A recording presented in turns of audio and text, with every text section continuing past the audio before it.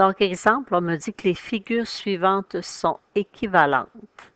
Trouve la valeur de la variable. Donc, ici, j'aimerais avoir la valeur de x qui correspond à la base de mon triangle. On me dit que mes figures planes sont équivalentes. Donc, si mes figures planes sont équivalentes, ça implique que l'aire de mon triangle est égale à l'aire de mon losange. Là, je vais aller faire mes calculs à côté. Donc, ce que j'ai comme information, c'est sur le losange, j'ai mes diagonales. Fait que je vais aller chercher l'aire de mon losange en faisant grande diagonale fois petite diagonale divisé par 2. Fait que ma grande diagonale 12, ma petite diagonale 3, divisé par 2, ça me donne 18 cm. Donc, l'aire de mon triangle, qui est donné par base fois hauteur divisé par 2, c'est égal à 18, parce que mes figures sont équivalentes. Je cherche la base de mon triangle. Je sais que ma hauteur est de 4. Eh bien, ce qui nous reste à faire, c'est isoler notre variable. Fait que pour isoler notre variable, j'ai un 2 ici, je vais faire x2. En faisant x2 de chaque côté, il me reste à gauche x fois 4, 18 fois 2, 36. Et si je veux la valeur de x, je vais diviser par 4. Fait que 36 divisé par 4, ça fait 9.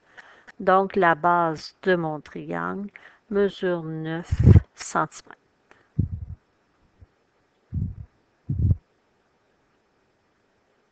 L'exemple B, mon carré et mon rectangle sont équivalents. Donc, si mes figures sont équivalentes, ça veut dire que l'aire de mon carré est égale à l'aire de mon rectangle. Je vais faire mon calcul à côté. J'ai les dimensions du rectangle. Donc, quand je fais ma longueur fois ma largeur, j'ai une longueur de 13, j'ai une largeur de 4. Donc, ça me donne 52 cm² pour l'aire du rectangle. Je reviens dans mon problème. La formule, c'est côté à la 2, mais l'aire est de 52.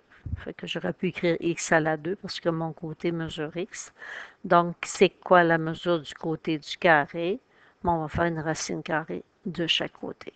Fait que mon côté mesure racine carrée de 52. Fait qu'on va trouver la réponse à 2 décimales. Donc, 7,21 cm.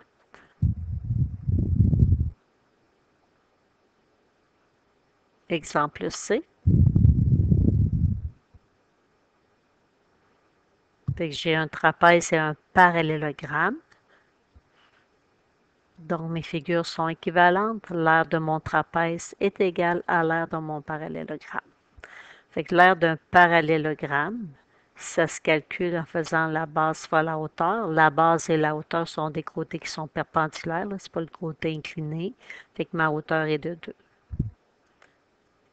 Fait que ma base est de 12. Ma hauteur est de 2. Donc, l'aire de mon parallélogramme, 24 cm². Et je sais que la formule du trapèze, c'est grande base plus petite base fois la hauteur divisé par 2. Ma grande base mesure 9. Ma petite base, je la cherche. Ma hauteur est de 3. Le tout divisé par 2 égale à 24. Là, vous avez plusieurs choix. Vous pouvez distribuer le 3 dans la parenthèse si vous voulez. Ce n'est pas nécessaire. Donc, j'ai un divisé par 2. Fait que je vais faire x2 de chaque côté. Fait que les deux ici vont se simplifier. Il va me rester 9 plus x fois 3 égale 24 fois 2, 48. Et si vous ne distribuez pas le 3 dans la parenthèse, ben vous pouvez diviser par 3 de chaque côté. Fait que ça va faire 9 plus x égale 16. Si on veut la valeur de x, ben, il va falloir enlever le 9. Donc, on soustrait 9 de chaque côté. Donc, le x vaut 7 cm.